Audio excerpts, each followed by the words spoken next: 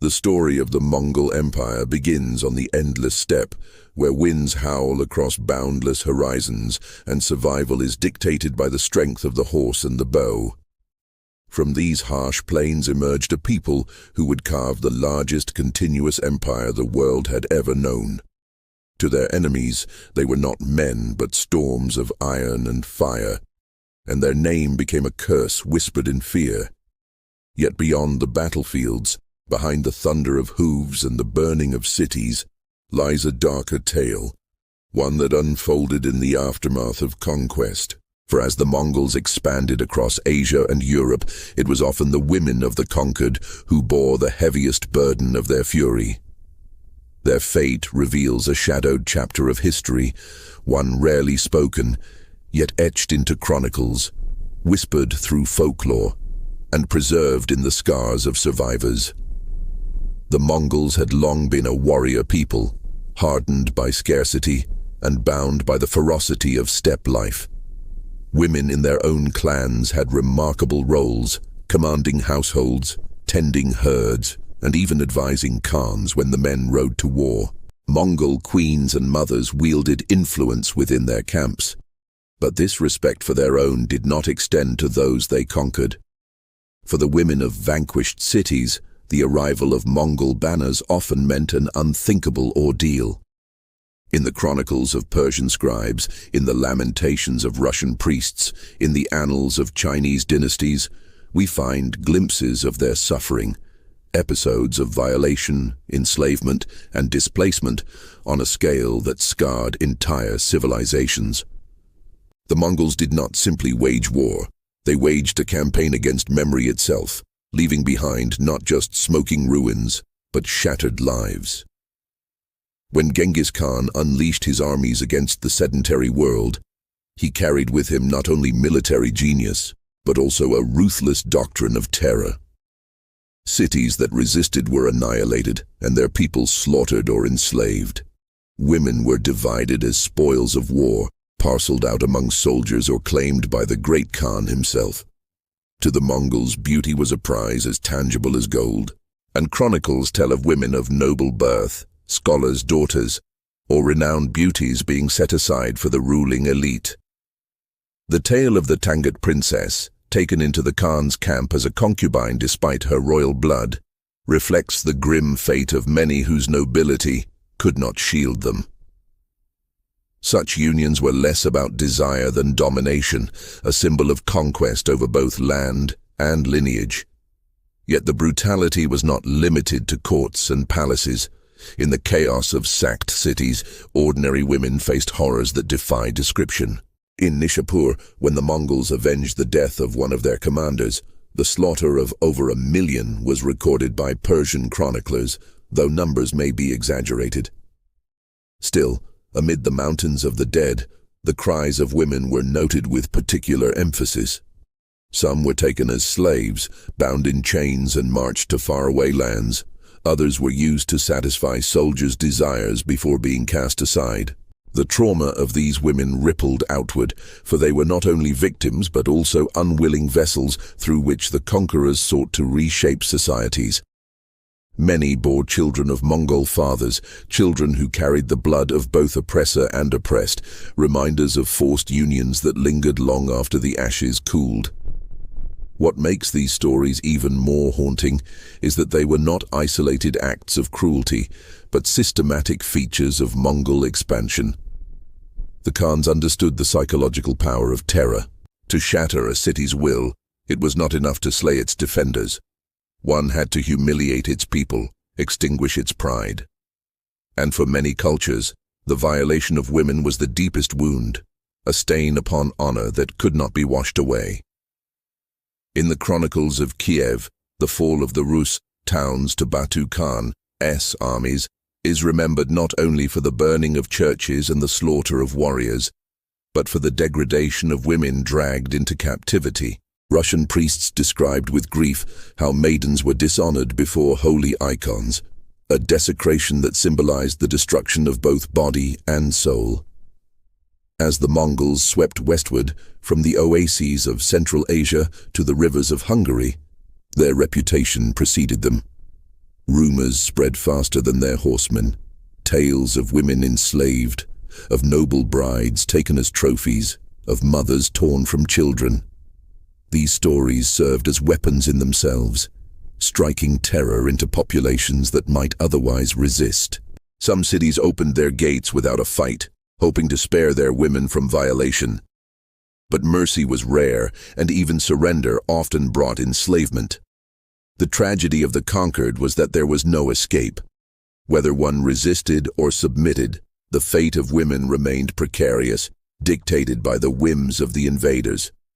Yet in the midst of darkness, history also records moments of resilience. Some women found ways to survive, to negotiate their safety, or wield quiet influence. Captives who entered the courts of Mongol rulers sometimes rose to positions of surprising power.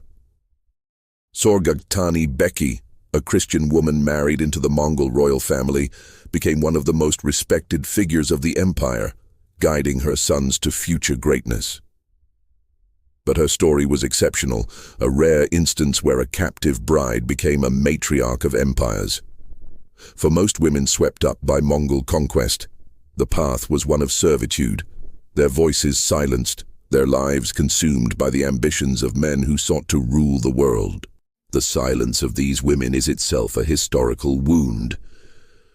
Their stories come to us not in their own words, but through the pens of men, priests, scribes, chroniclers, who often wrote from a distance, sometimes with exaggeration, sometimes with condemnation, but rarely with compassion for the victims themselves.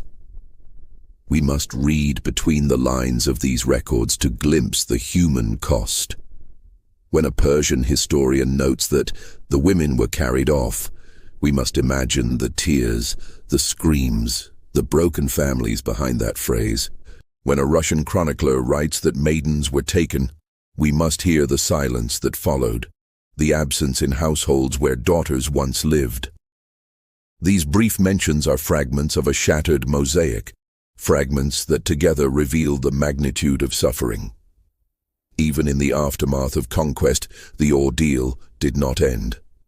Captive women were transported across vast distances, traded like horses, forced to labor in foreign lands. Some were integrated into Mongol households, raising children far from their homelands, while others were discarded after serving fleeting purposes. For those who bore children of Mongol fathers, life was filled with contradictions. The child might bring them a measure of protection, yet it also bound them forever to the conquerors who had destroyed their past. These children, half Mongol and half of the conquered, embodied the mingling of cultures, but also the violence at the root of that union. The story of the Mongols and captured women is not simply one of cruelty, but also of how power inscribes itself upon the most vulnerable. It is the story of empire written upon the bodies of the conquered. The great chronicles speak of battles and treaties of khans and generals, but the true legacy of Mongol conquest is also hidden in unmarked graves, in nameless children, and in the silence of women who were never allowed to tell their stories. To explore these shadows is to confront the deepest truths of history, that empires rise not only through steel and fire, but through the suffering of those who could not resist. And yet, as the empire grew, stretching from the Pacific to the Danube, the role of women remained central, both as victims and as tools of policy. Marriage alliances were used to secure loyalty, with captured noble women given as wives to Mongol princes, their lives transformed into instruments of diplomacy. Others were forced into concubinage, their beauty exploited to enhance the prestige of khans who sought to display their power not only in banners and thrones, but in the women they possessed. In this, the fate of women became a mirror of the empire itself, vast, unyielding, and merciless in its demands. But the story does not end here. For as the Mongols moved deeper into the heart of Europe and the Islamic world, their treatment of women began to interact with new cultures, new religions, and new codes of honor.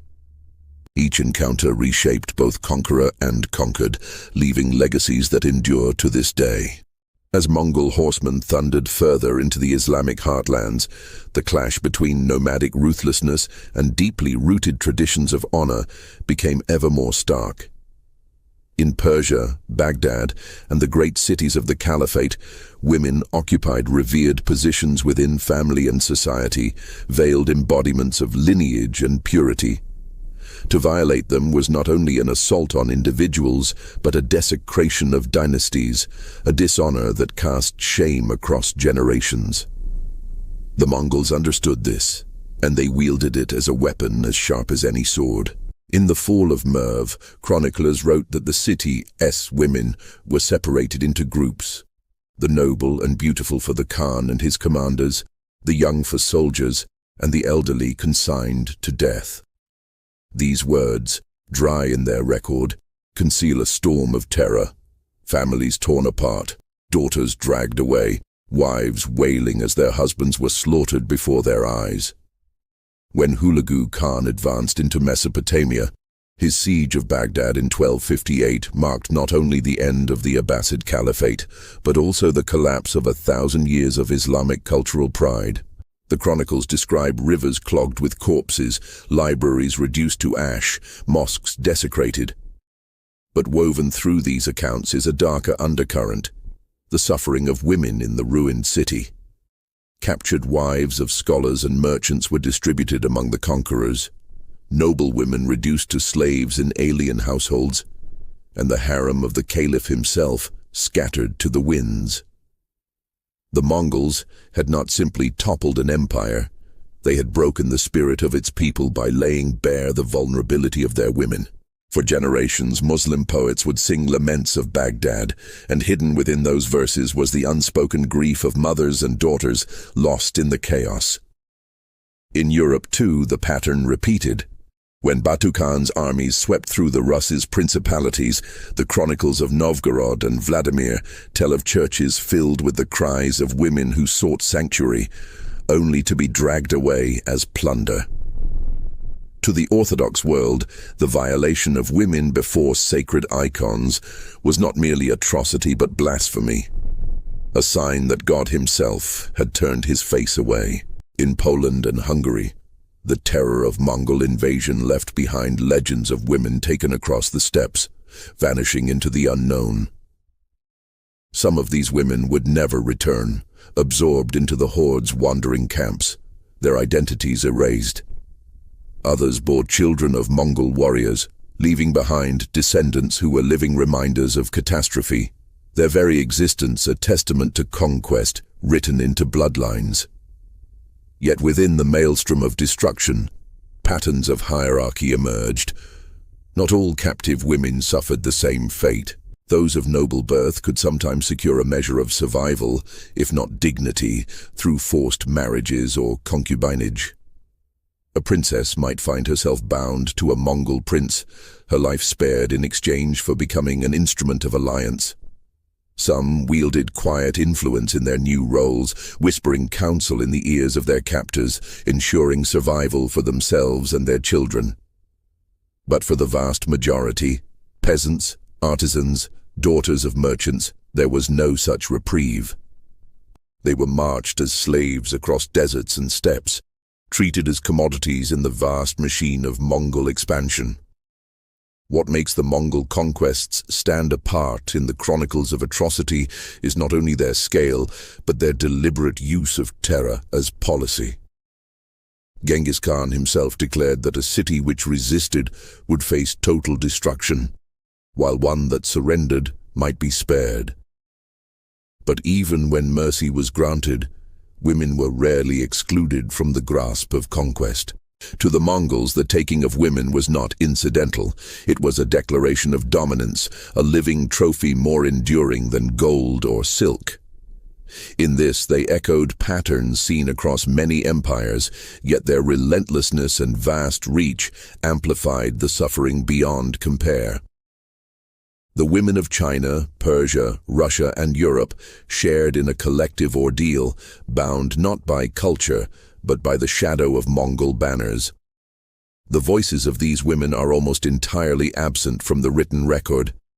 Instead, Their pain lingers in the margins of history, in the footnotes of chronicles written by men who counted battles, kings, and betrayals, but spared few words for the conquered mothers and daughters. When Rashid al-Din, the great Persian historian, described the Mongol wars, he wrote of strategies, alliances, and campaigns, but when he mentioned women, it was often in passing. The women were seized. 3 words, yet behind them lies an ocean of sorrow. The true magnitude of their suffering is beyond measure, because it was never fully told. What survives are whispers, folk songs mourning vanished daughters, legends of foreign-looking children born in ruined villages, laments inscribed in prayers offered at crumbling shrines. And yet, paradoxically, the Mongols also absorbed what they destroyed. Captured women sometimes brought with them skills, languages, and traditions that reshaped the empire. Persian artisans' wives, Chinese concubines, and Russia's maidens became threads in the diverse fabric of Mongol society. Their influence was often invisible, yet it flowed through the kitchens, the nurseries, the tents where future Khans were raised. They may not have spoken in chronicles, but their lullabies, their crafts, their customs seeped into the empire. This is the irony of conquest. Even as women were degraded as spoils, they became quiet agents of cultural transmission, bearers of memory that outlived the violence inflicted upon them.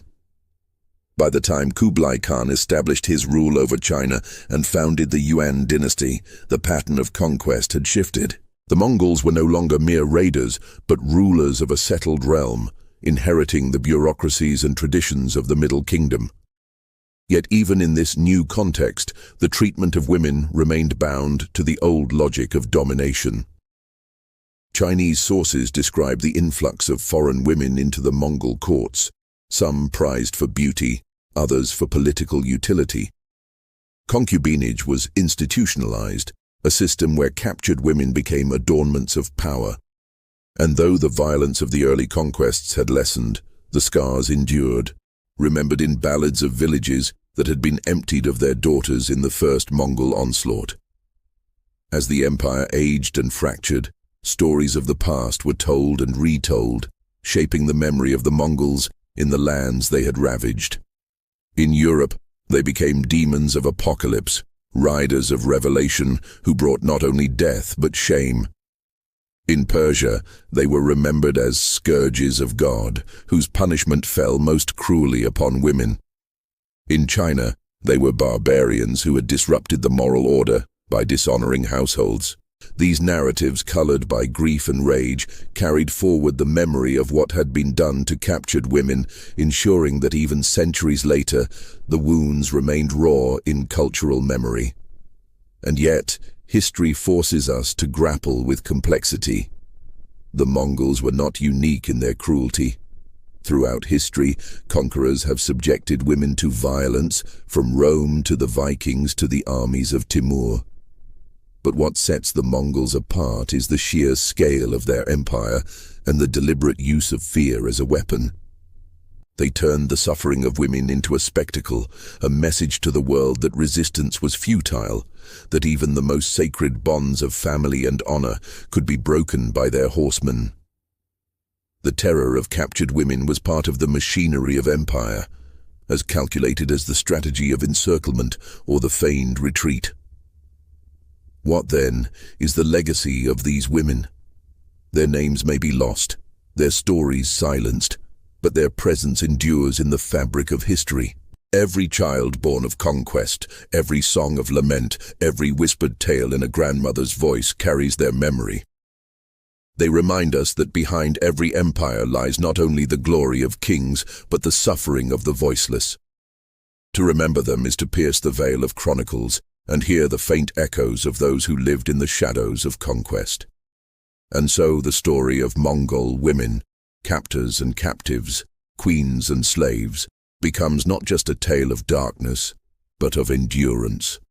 For though their bodies were claimed, their spirits left marks upon the empire. Some whispered counsel that shaped dynasties. Others passed on traditions that softened barbarism with fragments of civilization. Even in silence they resisted, by surviving, by carrying forward the memory of what had been done. Their legacy is not in the glory of empire, but in the haunting truth that empires rise upon the broken lives of the vulnerable. The chronicles of Persia linger often on moments of unfathomable cruelty, where the fate of women was described not with the intimate compassion of survivors, but with the cold calculation of historians who measured human suffering as if it were currency. Juvayni, one of the great chroniclers of the age, recounted with a trembling hand the fall of Merv and Nishapur, cities once jeweled with libraries, palaces, and mosques. He wrote of streets running red with blood, of the massacre of men, and of the seizing of women as if they were livestock. To him, the enormity of numbers was itself the story. Hundreds of thousands slain, tens of thousands enslaved. But what lies beneath the numbers are the faces unseen. Daughters pressed into tents against their will, noble women forced to pour wine for the very men who had killed their kin, young mothers torn from infants in the dust of the marketplace. Each sentence of the chroniclers is a doorway into an abyss of grief that history too often turns away from. The Mongols did not invent such brutality, but they perfected its use as deliberate strategy. Genghis Khan believed terror to be the most efficient weapon of conquest. To resist him was to invite annihilation, and annihilation was not measured in battle alone. The Mongols knew that the deepest scar left upon a people was not the burning of houses or the leveling of walls, but the defilement of their women, the breaking of the bloodline. For in many cultures, from the Islamic courts of Persia to the Orthodox villages of the Rus, a woman's honor was inseparable from the honor of her family, her husband, her clan. To violate her was to dishonor the entire community. Thus, the Mongols transformed women into the canvas upon which they painted the terror of empire. In the fall of Nishapur, when the Mongols avenged the death of Tokuchar, Genghis Khan's son-in-law, Persian historians tell us that the city was emptied in vengeance. It was not only men who suffered slaughter, but women and children taken by the thousands. Juvayni wrote of women divided among the conquerors, their beauty discussed in terms of worth like precious metals, their fate determined by the casting of lots. Imagine the city's daughters lined in the dust, their eyes cast downward as horsemen pointed and chose, like men in a market selecting wares. Some were marched away as servants, others carried into the tents of commanders as concubines, their lineage erased in the silence of captivity. It was in these moments that empire extended its reach, not through treaties or fortresses, but through the wombs of women forced to bear the bloodline of the horde. And yet, paradoxically, some of these women found themselves entangled in the machinery of empire in ways that granted them a measure of influence, however unwilling. When noble families were destroyed, their daughters were often claimed by Mongol rulers as wives or concubines, symbols of dominance that also became conduits of cultural fusion. In the courts of Karakorum and later in Kanbalik, one could find Persian, Chinese and Rus women, their tongues teaching princes foreign words, their customs woven subtly into the fabric of Mongol life. These women, stripped of their pasts, nonetheless carried fragments of their cultures into the heart of the empire. Though their lives were circumscribed by domination, they became silent ambassadors, shaping the very conquerors who sought to erase them. It is one of the cruel ironies of history that the Mongols, who reduced women to spoils of war, were simultaneously reshaped by the very women they had subdued. The Russian chronicles, written with trembling pens by priests who watched their flocks scattered, emphasize again and again the humiliation of women.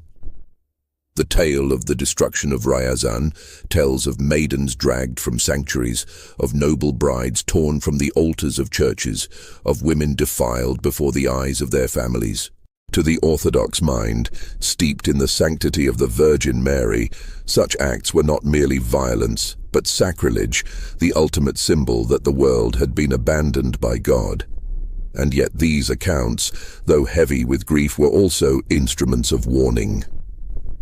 By recording the atrocities against women, chroniclers sought to preserve not only memory but caution, teaching future generations to fear the riders from the steppe and to remember that in their wake, no sacred bond was safe. In Baghdad, the lament was even deeper. The fall of the Abbasid Caliphate was remembered not just as a political catastrophe, but as a spiritual wound. The Caliph himself, a descendant of the Prophet, was executed, and his women, once veiled within the sanctity of the harem, were dispersed into captivity. To Muslims across the world, this was the desecration of the most sacred household, a humiliation that reverberated from Cairo to Damascus to Samarkand. Poets wrote of the Tigris running black with the ink of burned books, but darker still were the unrecorded tears of the women carried off in silence.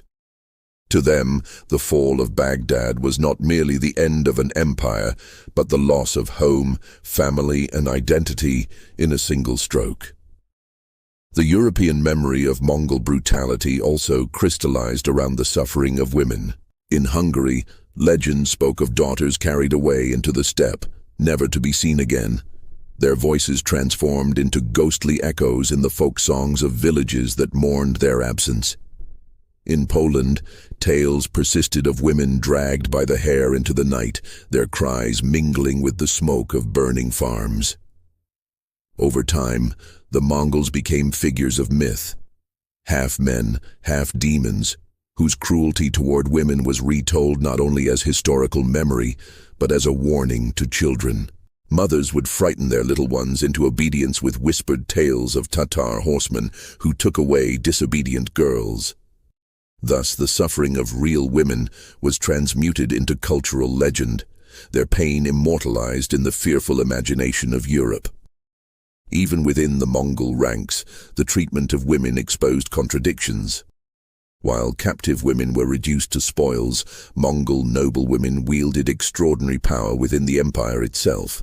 Sorhaktani Beki, the Christian princess married to Tolui, not only survived the chaos of conquest, but shaped the future of the empire through her sons, who became great khans and rulers of vast lands. Women of Mongol blood commanded respect, managed estates, and could even command armies in their husbands' absence. This sharp contrast highlights the brutal truth. The Mongols were capable of reverence for their own women while showing utter disregard for those of the conquered. In this divide lay the cruel logic of empire, where identity determined worth and conquest determined fate. The silence of the victims is perhaps the most haunting legacy. We hear of them only through the filter of others, historians, priests, poets, who rarely gave them voice. What might a captive girl from Nishapur have said if she could speak? What might a Rus mother, watching her daughter dragged away, have whispered into the night? Their voices are absent, but their absence is eloquent. It forces us to confront the limitations of history itself, to acknowledge that for every recorded battle, there are countless untold stories of personal suffering. These women live on not in their own words, but in the gaps, the silences, the unspoken grief that lingers between the lines of chronicles. And so, the narrative of Mongol conquest is incomplete without them. It is not only the story of cavalry charges, of khans crowned and kingdoms crushed. It is the story of women who became unwilling symbols of domination, who carried the memory of conquest in their bodies, and who bore children who were themselves living legacies of violence. In the annals of empire, their names may be lost, but their presence is undeniable, etched into the cultural memory of every land the Mongols touched. As the Mongol Empire matured, the scale of conquest slowed, but the memories of their brutality did not fade. Instead, they calcified into the folklore of nations. Every generation retold the stories, and always, at the center of those stories, were the women whose lives had been uprooted, destroyed, or transformed against their will. In cities rebuilt from ashes, in villages along rivers where the soil was rich again, People spoke in hushed tones of the years when the horsemen came, and the deepest wound, repeated in every memory, was not merely the slaughter of warriors, but the taking of wives and daughters. This, more than fire or famine, remained a living scar because it touched the intimate heart of family, lineage, and honor. In Central Asia, the story of women captured by the Mongols carried a paradoxical weight. Some were taken to far-off lands and vanished into anonymity, their descendants absorbed into the fabric of Mongol society. Others, however, rose in strange and unexpected ways. There were accounts of noblewomen who, once seized, became wives or concubines in Mongol courts, their children destined for power. The Persian princess Doks Khatun, though captured, eventually became a queen, standing beside Hulagu Khan during the conquest of Baghdad. To her fellow Christians, she was remembered with reverence, a protector of the Nestorian faith, using her influence to save churches even as cities burned. And yet behind the dignity of her later life lay the reality of her beginning. Her capture as a symbol of her people's defeat. Her story was rare, a gleaming thread in a tapestry of shadow, but it reminds us that the fates of these women were complex, shaped by fortune as much as by cruelty. For most, however, the road led only to servitude. The Mongols transported women across vast distances, scattering them so widely that whole populations dissolved into the empire's expanse. A girl taken from Kiev might find herself in Samarkand. A woman from Persia might vanish into the plains of Mongolia. This scattering was deliberate, for it prevented communities from regrouping, ensured that captives were absorbed into the empire's bloodstream. To those left behind, this meant that daughters disappeared without trace, as if swallowed by the earth. Songs of lament grew from this silence. Folk ballads in Russia mourning maidens lost to the Tatars, Persian elegies that wept for vanished brides. These songs became cultural vessels, carrying grief across centuries, allowing voices that history itself had silenced to survive in melody and verse. Even as Mongol power fragmented, the echoes of their treatment of women lingered. In the late 13th and 14th centuries, as the empire splintered into Khanates, the Golden Horde in the west, the Ilkhanate in Persia, the Yuan dynasty in China, the memory of past atrocities still haunted the conquered. In the Ruslands, Mongol domination turned into a long shadow that defined centuries of submission, and always at the heart of resentment was the memory of dishonored women. Russian clerics described the Tatars not merely as foreign rulers, but as violators, their presence inseparable from the desecration of households and families. The very word Tatar became a synonym for terror, a name whispered like a curse. In Persia, where the Ilkhans ruled with a mixture of cruelty and sophistication, the memory of Mongol brutality lived alongside uneasy assimilation. Persian historians, while often serving Mongol courts, preserved accounts of past conquests that dripped with horror. They wrote not only of battles, but of the humiliation of women, ensuring that future generations would never forget the shame inflicted upon their ancestors.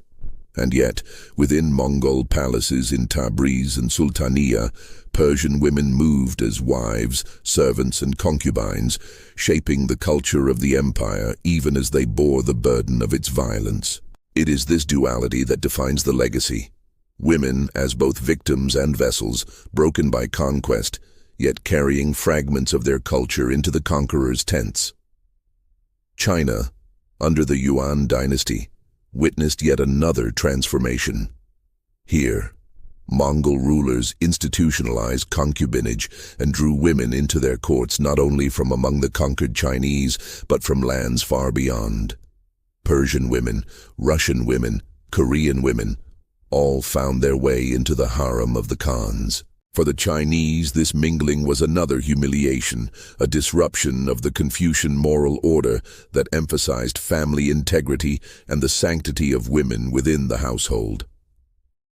The chronicles of the Yuan era often note the foreign concubines of Mongol emperors with disdain. symbols of both the Khan's power and their barbarity.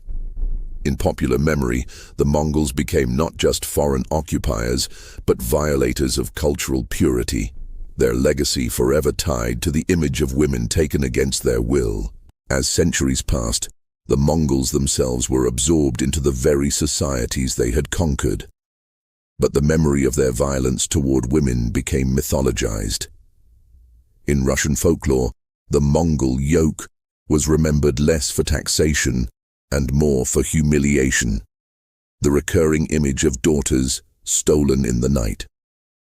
In Persian poetry, the Mongols became metaphors for devastation, their cruelty toward women transformed into allegory for the loss of paradise. In Europe, travelers' tales of the East, embellished, distorted, repeated, conjured images of barbarian riders whose victory was measured in the suffering of women.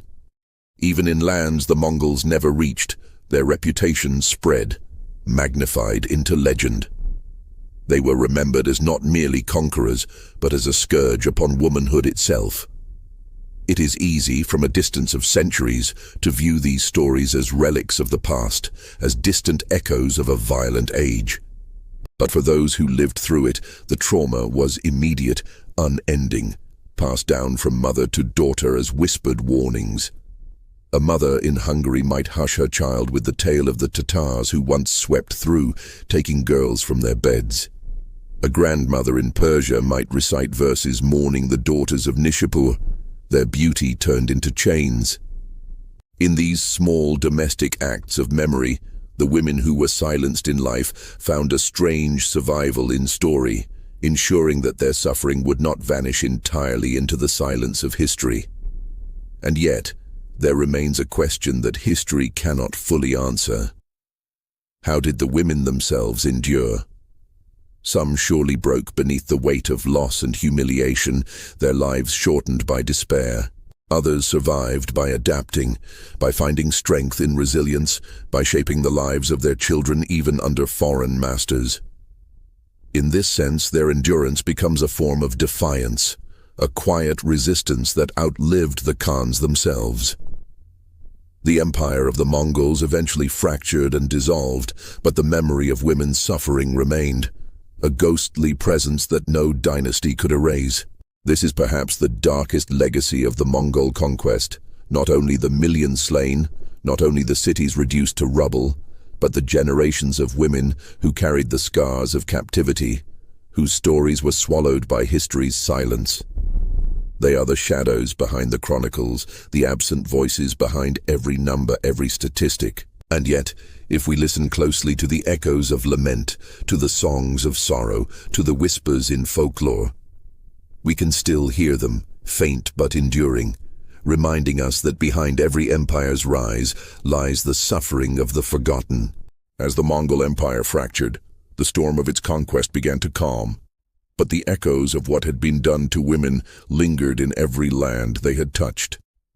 The great Khans were gone, their unity broken into khanates that quarreled and waged war upon one another, yet the legacy of terror had taken root too deeply to ever vanish. The Golden Horde ruled the Rus with heavy tribute, the Ilkhanate governed Persia, and the Yuan dynasty clung to power in China. Each successor state carried forward not only the political authority of the Mongols, but also the social patterns of captivity, concubinage, and the treatment of women as currency of empire. The memories of the first generation of conquest had not faded. They had hardened into myths, shaping how entire civilizations remembered the Mongols. In the Rus lands, the Mongol yoke became synonymous with humiliation, and though tribute was the most visible burden, what haunted villages most were the stories of women taken.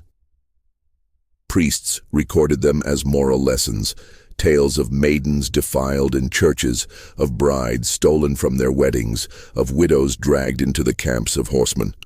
These stories, retold in sermons, grew into a theology of suffering, casting the Mongols as scourges sent by God to punish sins.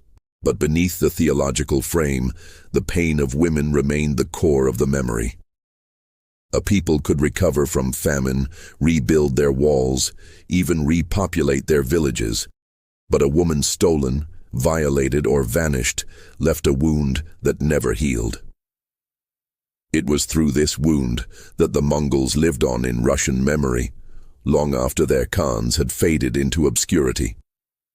Persia, too, bore scars that no dynasty could heal. The Ilkhanate, though it eventually adopted Islam and patronized Persian culture, could not erase the memory of the sack of Nishapur, of the annihilation of Merv, of the fall of Baghdad.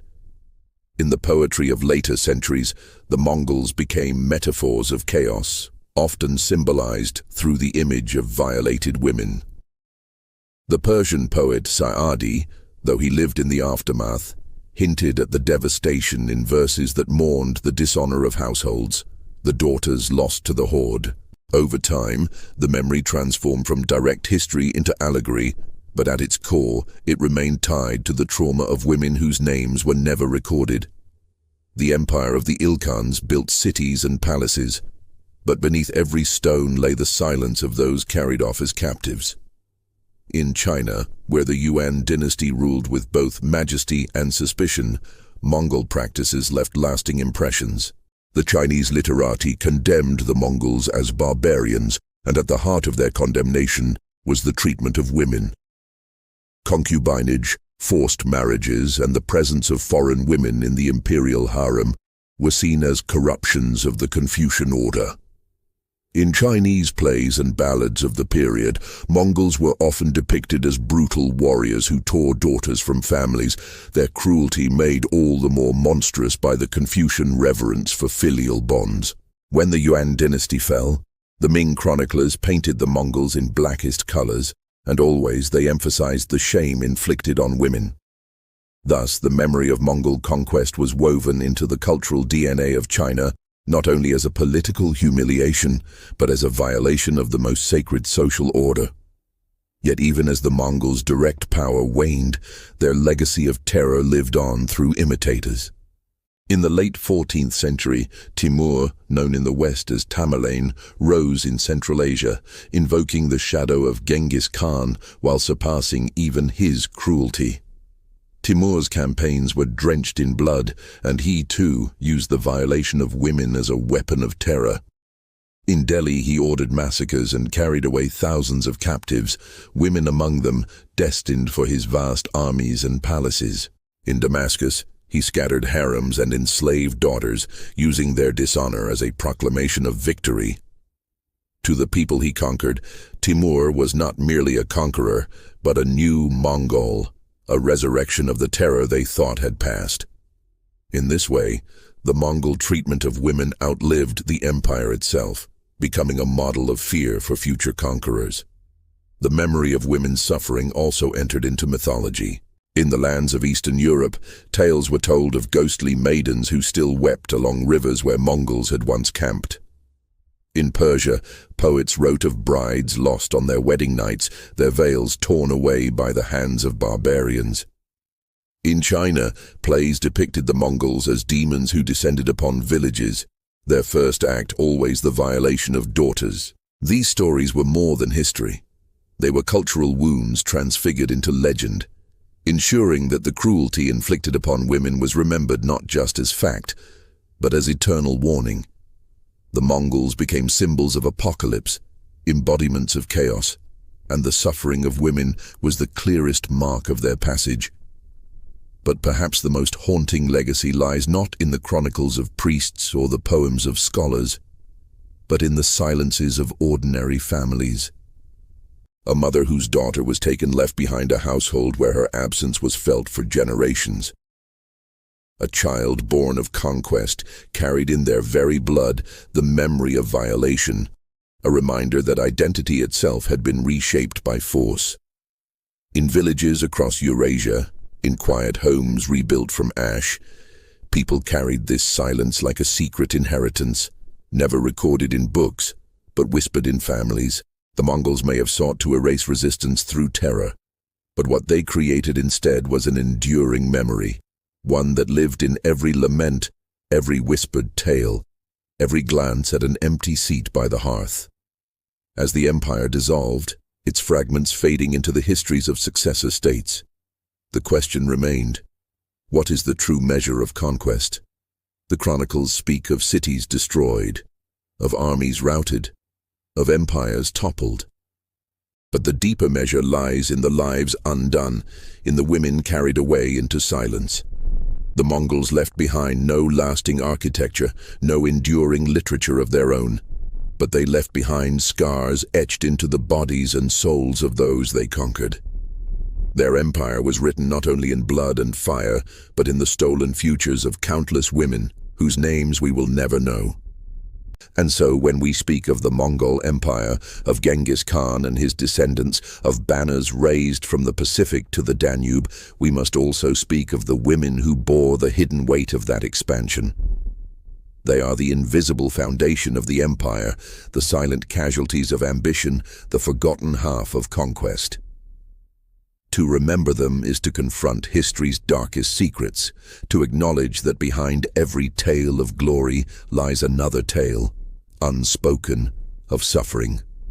The Mongols rode like storms across the world, and when the thunder of their hooves had passed, what remained were ruins, ashes, and silence. Yet within that silence lies a truth more enduring than empire, that the measure of power is not in land or cities or gold, but in the lives broken to achieve it. And among those lives, the stories of captured women remain the most haunting, the most telling, the most unforgettable. The Mongol Empire, at its height, stretched across continents, swallowing kingdoms, reshaping civilizations, and rewriting the fate of entire peoples. Its armies were unstoppable, its khans feared like forces of nature, and its legacy still casts shadows across history. Yet when we peel back the layers of chronicles and campaigns beyond the tactics of cavalry and the rise and fall of dynasties, we find that the true weight of conquest lies not in the clash of armies but in the quiet aftermath. In the stolen daughters, the vanished brides, the silenced mothers, the women whose lives were undone in ways that left no monument, no inscription, only memory and myth. For what is conquest, if not the breaking of futures? Cities can be rebuilt, thrones can be reclaimed, but the theft of innocence, the scattering of families, the reshaping of entire lineages through captivity, these are wounds that bleed across generations. The Mongols, who saw themselves as chosen by the eternal blue sky, brought unity of empire through fire and sword. But beneath that unity lay countless fractures, invisible yet unhealed. Every land they touched remembered them not just as warriors, but as violators of the most sacred bonds of life. In the chronicles of Russia, the Mongols became the dark riders of apocalypse, their presence synonymous with dishonor visited upon women. In Persia, they were the scourge whose passage was marked not only by toppled cities, but by households stripped of daughters. In China, they were cast in the roles of barbarians whose cruelty was defined by the violation of family honor. In every culture, the memory of conquest became intertwined with the memory of women lost. And so, when later generations spoke of Mongol terror, they spoke not only of fire and blood, but of silence, the silence of women whose voices had been taken. Yet in that silence lies endurance, for though their names are forgotten, though their stories survive only as fragments in chronicles or shadows in poetry, the women who suffered under the Mongol tide shaped history in ways unseen. They bore children who became heirs of fractured identities. They carried memories into families that never forgot. They became the hidden foundation upon which new cultures were built. Their suffering, unrecorded, is nonetheless the truest testament of what conquest meant for ordinary lives. History celebrates khans and chronicles their victories, but it is through the women that we understand the cost. The Mongols achieved what no other power had before, an empire that bridged oceans of steppe and desert, mountains and rivers, cultures and faiths. But its price was paid in lives stolen and futures extinguished, and nowhere was the price higher than in the fate of captured women. They were the spoils of war, the currency of loyalty, the silent casualties of ambition. They were also the forgotten half of empire, without whom the Mongols' conquest would not have been complete. And so, when we speak of Genghis Khan and his descendants, we must remember not only the riders who thundered across the steppe, but also the women whose cries went unheard. For their silence is louder than drums, their absence heavier than monuments, their suffering more enduring than empire. The Mongols may have sought to carve their place in history through conquest, but what they left behind, above all else, was a warning that no glory built upon the suffering of the innocent can ever truly endure.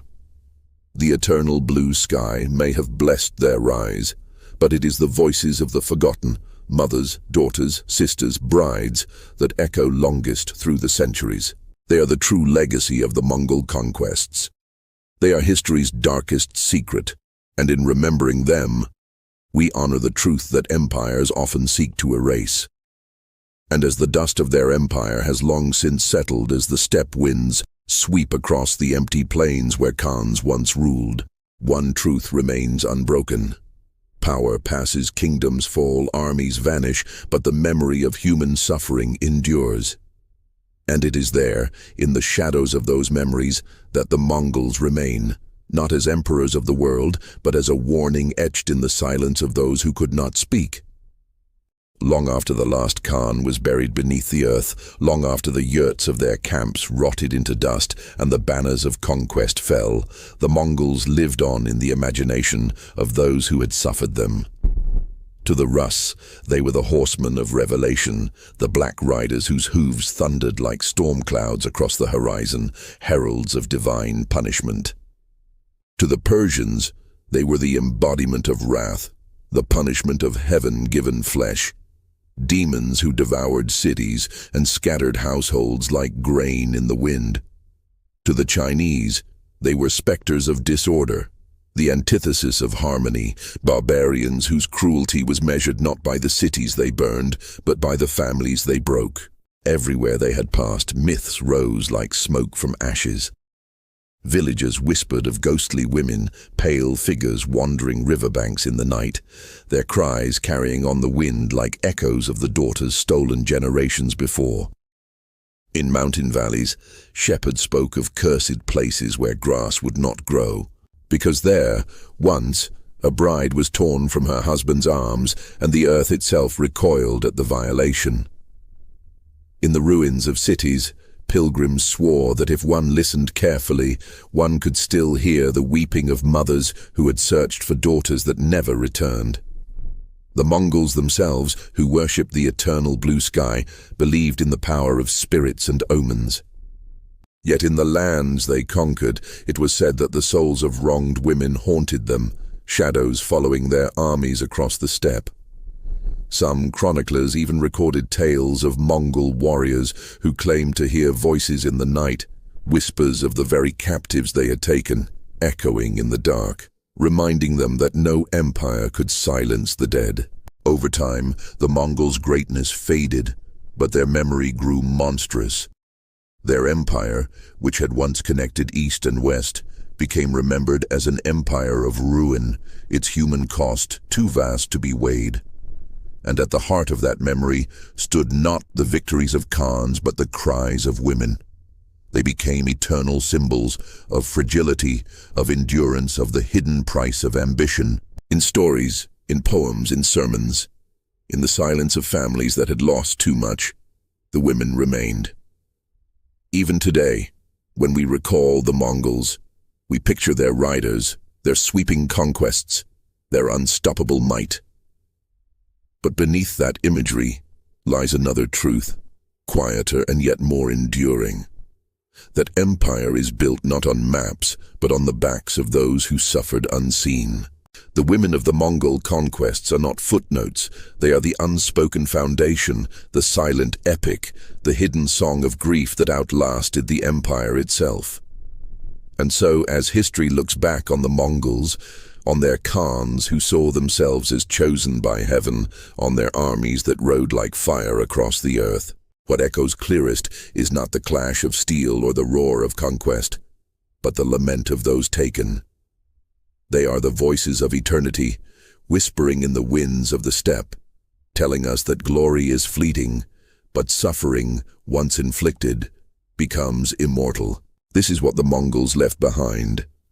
Not only an empire that rose and fell, not only scars on cities and kingdoms, but a lesson carved into the soul of humanity. That the darkest conquests are not those written in the chronicles of kings, but those carried in the silence of the forgotten. That true remembrance lies not in the deeds of the conqueror, but in the resilience of the conquered. And that, in the end, history belongs not only to those who rode with banners, but to those who endured without voice. The Mongols may have been the riders of empire, but the women they captured became the riders of memory. Their silence was their song, and their song still lingers long after the empire has turned to dust. Centuries have passed since the thunder of Mongol hooves shook the earth, yet their legacy endures, not merely in the boundaries they reshaped or the trade routes they forged, but in the haunting memory of what conquest costs. The chronicles of kings and generals record victories, treaties, and empires, but the true history lives in the silences between those lines, in the stories of the powerless, the voiceless, the forgotten. What the Mongols did to captured women was more than cruelty. It was a deliberate act of domination, a weapon wielded to break societies at their core. And while their empire has long since turned to dust, the echoes of those acts linger across generations, shaping the memory of entire peoples. To remember them is to confront the uncomfortable truth that conquest, no matter how glorious it appears in legend, is always written on the bodies of the vulnerable. We may live in a world far removed from the yurts of the steppe and the banners of the Khans, but the lessons remain close. Even today, in conflicts across the globe, the bodies of women are still treated as battlefields, their suffering still hidden behind the rhetoric of victory. The Mongols remind us that this is not new, but ancient, that the darkest secret of empire has always been the same. And so, when we look back at the Mongols, we must see beyond the cavalry charges and the maps of conquest. We must hear the cries carried by the winds of the steppe, the silences that lingered in ruined villages, the generations who bore scars without ever being named. In remembering them, we break the silence that conquerors sought to impose. In remembering them, we refuse to let their suffering vanish into oblivion. The Mongols believed they were chosen by the eternal blue sky, destined to rule the earth. But history tells us that what endures is not the glory of Khans, nor the wealth of empires, but the humanity of those who endured their cruelty. Their silence is now our story to tell, their pain our warning to heed. For the empire of the Mongols has long since crumbled, yet the lesson it left behind remains unshakable. That the measure of a civilization is not in the battles it wins or the thrones it builds, but in how it treats its most vulnerable. And by that measure, their empire stands forever as both the mightiest and the darkest of its age. The women taken, the women silenced, the women forgotten. They are the true witnesses of history. Their memory is history's conscience, their suffering is history's truth, and their voices, once drowned by conquest, now rise across the centuries, telling us that no empire, however vast, can outlast the power of remembrance. This is the shadow the Mongols left upon the world. This is history's darkest secret. And this is the story that endures long after empires fall.